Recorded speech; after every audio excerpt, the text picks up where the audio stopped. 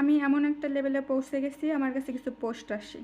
পোস্টগুলো লাইক এরকম, এই পোস্টে কমেন্ট না করলে, এই পোস্টে লাইক না করলে আপনি পরীক্ষায় ফেল করবেন, এই পরীক্ষায় পাশ করা হবে না।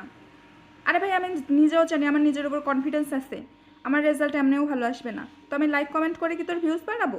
অসম্ভব। আমার নিজের উপর কনফিডেন্স আছে, আমার রেজাল্ট এমনিও ভালো আসবে না। তারপর কিছু পোস্ট আমাকে হচ্ছে আমার ফ্রেন্ডরা, আমার ফেসবুক ফ্রেন্ড যারা আছে আমাকে হচ্ছে সেন্ড করে, এই পোস্টটি 100 জনকে শেয়ার না করলে আপনার 5 দিনের মাথায় অনেক চরম লেভেলের দুঃসংবাদ আসবে।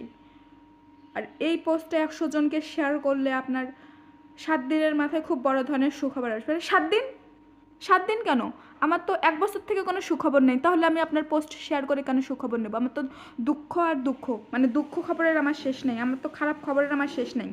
মানে প্রতিদিন একটা করে হচ্ছে খারাপ নিউজ পাই, তো প্রতিদিন একটা করে খারাপ নিউজের সাথে আপনার এই পোস্ট শেয়ার করলে 5 দিনের মাথায় আমি 2টা খারাপ নিউজ পাবো, তাহলে আমি কেন আপনার হচ্ছে পোস্ট শেয়ার করবো? কেন 100 জনকে শেয়ার করবো? আপনার লাইক কমেন্ট কেন বাড়াবো? আমার কি বলদ মনে হয়? আমি প্রচুর চালাক।